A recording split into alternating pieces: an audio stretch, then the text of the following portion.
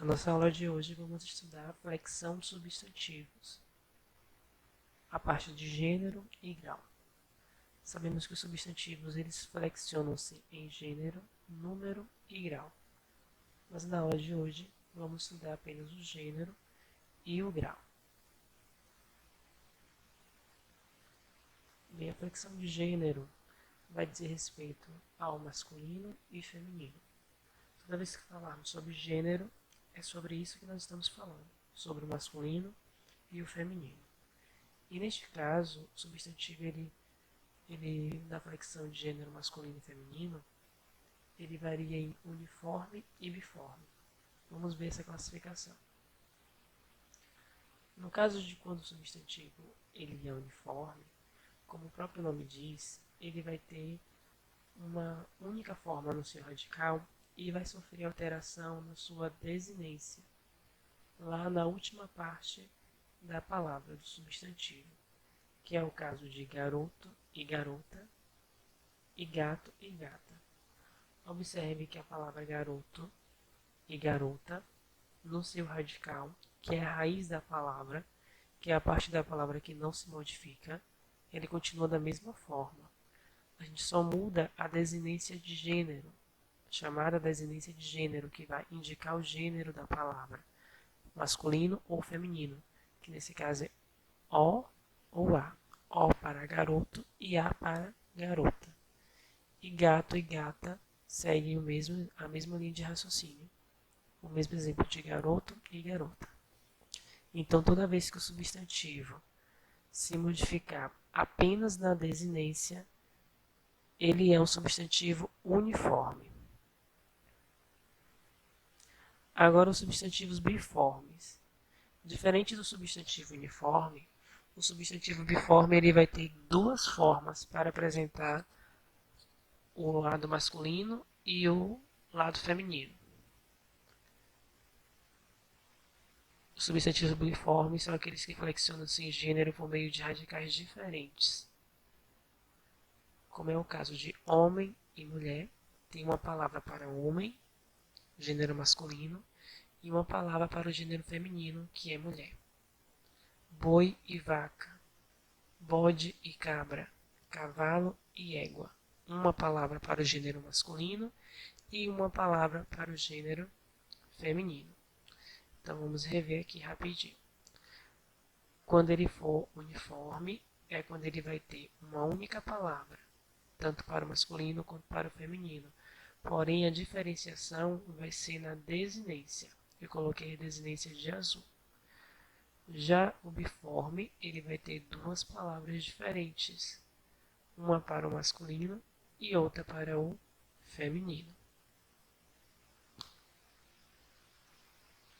Agora vamos ver os casos especiais de substantivos uniformes. Os substantivos uniformes, eles apresentam três casos especiais. É o que nós veremos agora. Lembrando que o uniforme é aquele substantivo que vai manter o seu radical fixo e vai sofrer alteração apenas ali na desinência. Porém, existem três casos especiais. Vamos ver agora aqui eles.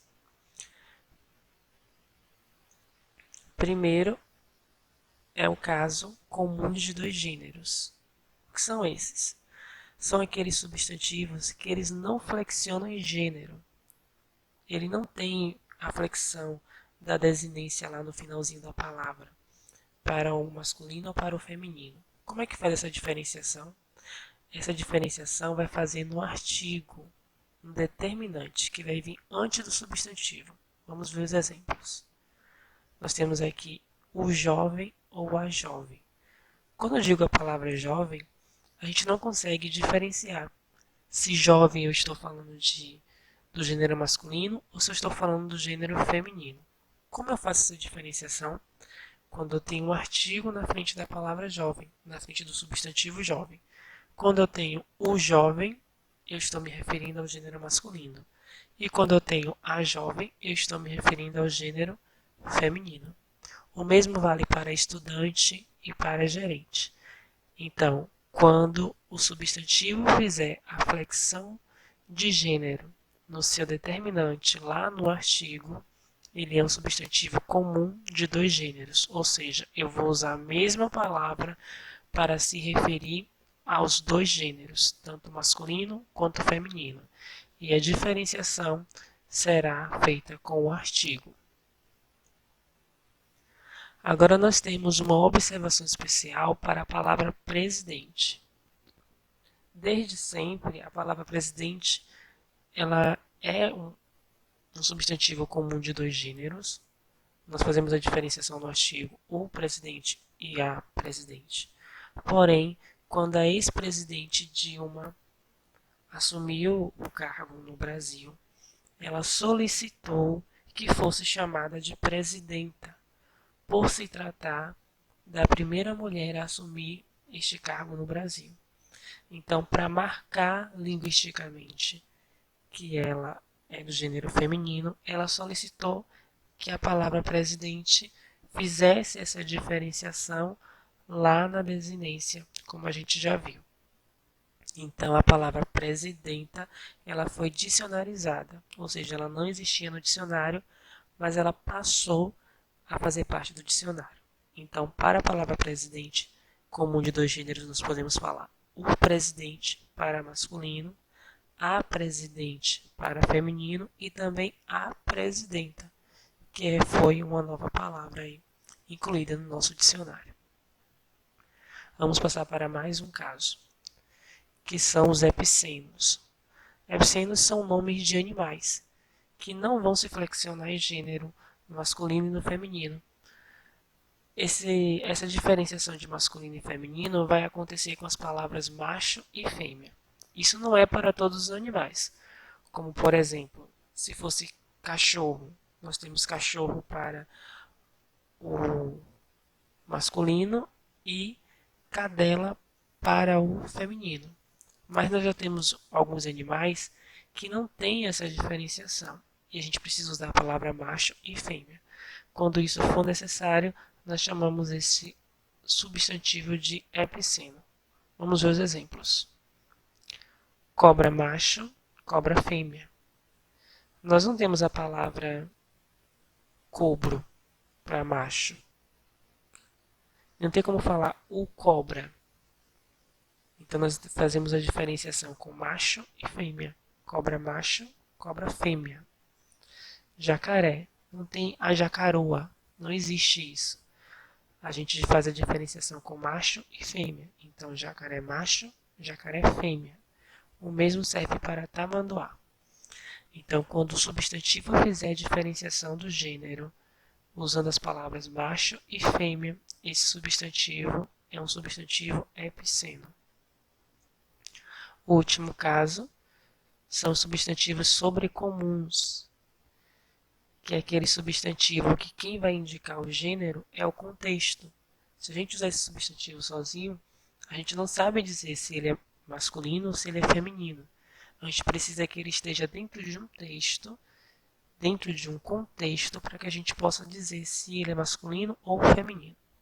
Vamos ver aqui os exemplos. A vítima. Observe que não existe a palavra o vítima. Eu não posso dizer o vítima, eu não posso fazer a diferenciação com o artigo. Essa palavra vítima, ela aceita um artigo só, que é a vítima. E como é que eu posso descobrir se essa vítima é do gênero masculino ou do gênero feminino? É no contexto, é a palavra dentro do texto. A mesma coisa serve para a criança. Eu não posso dizer o criança, nem o crianço. Não existem essas palavras. É a criança. A palavra criança, o substantivo criança, sempre vai trazer o artigo a.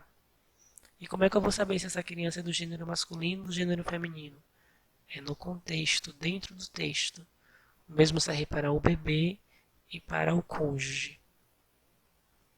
Vamos seguir com a nossa aula de substantivo. Terminamos a parte da flexão de gênero. Agora vamos entrar na flexão de grau dos substantivos. Os substantivos em grau, ele vai variar em aumentativo e diminutivo. O aumentativo vai indicar um objeto que é maior do que suas dimensões. E geralmente usamos o sufixo ão, O sufixo é a parte da palavra, né?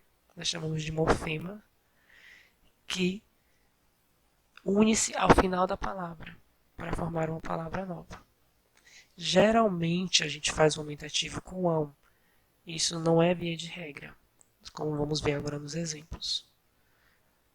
Vamos lá, o aumentativo de boca pode ser bocarra, bocaça, boqueirão. Observe que nós estamos falando de uma boca muito grande, uma boca que extrapola as suas dimensões. O aumentativo de homem, homenzarrão, ou seja, um homem muito grande. Vamos agora para o diminutivo, que diferente do aumentativo, já vai expressar em dimensões menores do que as normais. E aí a gente vai usar normalmente o sufixo inho. Mas não é via de regra, nós podemos fazer o diminutivo de outras formas também. Vamos ver os exemplos. Diminutivo de boca, boquinha, boquita. Diminutivo de homem, homenzinho, homúnculo. Nós temos uma observação para as produções de sentidos figurados em torno dos graus. Porque em língua portuguesa a gente não entende apenas para poder usar a palavra solta.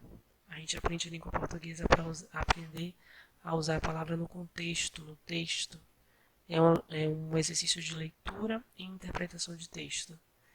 Então, os graus do substantivo não servem apenas para dizer se está no aumentativo ou se está para o diminutivo, mas também serve para um contexto daquela frase, daquela palavra. E isso o leitor precisa estar atento para saber o que o escritor, o que o autor quer comunicar. Vamos ver alguns exemplos aqui. Pedro comprou um carrão. Pedro comprou um carrão. Será que Pedro comprou um carro grande? Não. Neste caso aqui, o aumentativo está querendo indicar que Pedro comprou um carro muito bom. Comprou um carro do ano, um carro da hora, um carro que todos querem comprar. Já em João é um sujeitinho qualquer. Aqui quer dizer que João é uma pessoa pequena? Não. Aqui está querendo dizer como se estivesse falando de deboche ou de sarcasmo. Tipo, João é um sujeitinho. E em Aninha é um amorzinho. Quer dizer que a Aninha tem um amor pequeno? Não. Isso aqui é uma forma de tratar com carinho. Aninha é uma pessoa amável, uma pessoa carinhosa. Então os graus do substantivo também vão ter sentidos figurados. E aí o leitor precisa prestar atenção na intenção comunicativa do escritor. Eu espero que vocês tenham compreendido este assunto. Ignore a marca d'água que aparece durante a apresentação. Faz parte do programa que eu usei para gravar a videoaula. E qualquer dúvida, coloca nos comentários. Até mais.